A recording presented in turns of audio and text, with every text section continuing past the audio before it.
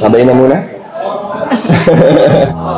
햇살이 너무 좋았어 그냥 모두 좋았어 널 만나서 모든 게 다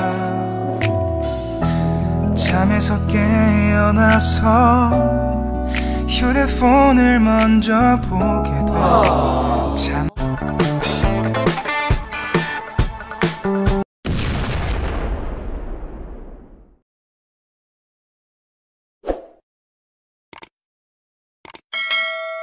Good morning mga kalingap!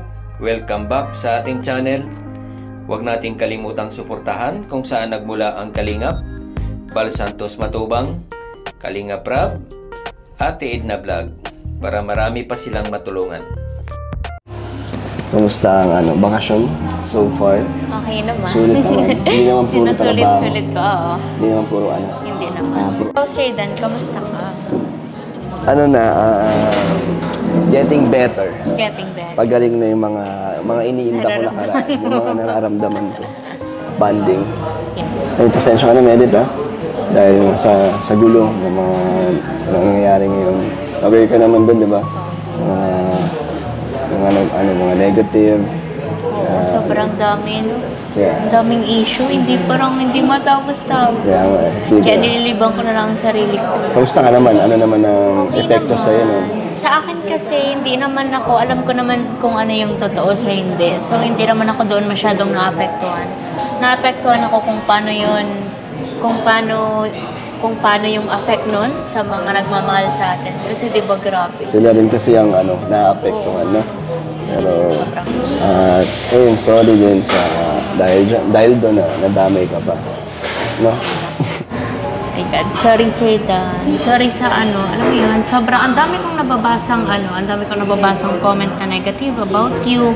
Lagi kong sinasabi na wag mag-spread ng hate kasi syempre, di ba, hindi naman lahat ng nakikita nila yun na yun. Di ba? Hindi naman lahat ng kung ano yung maririnig nila galing sa ibang tao ay totoo, di ba? So, ako sa'yo. Kaya, sorry kung parang nagiging toxic yung iba sa mga fans natin.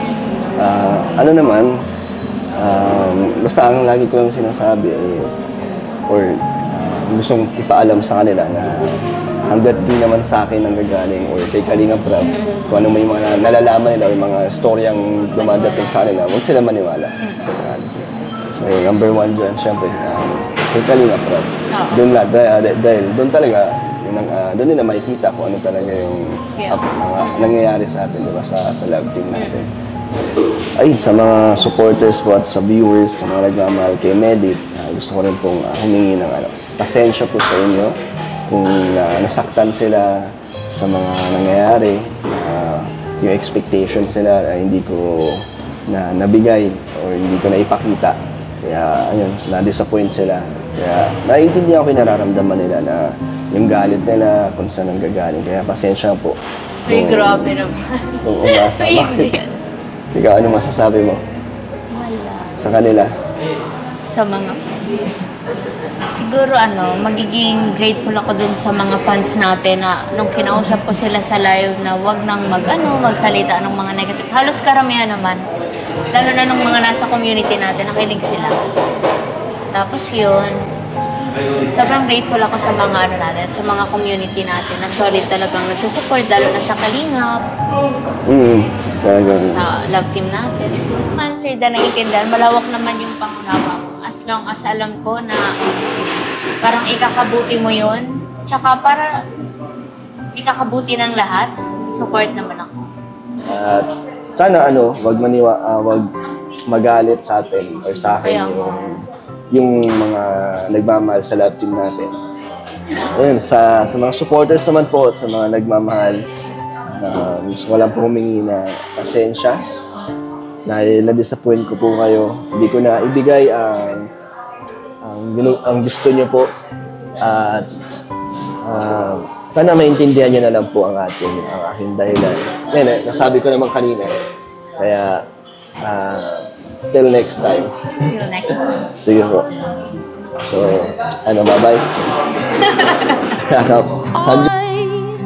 Oh my God. So, sabay na muna. Ano? Please hear that. Sige na. Bye-bye. Bye-bye.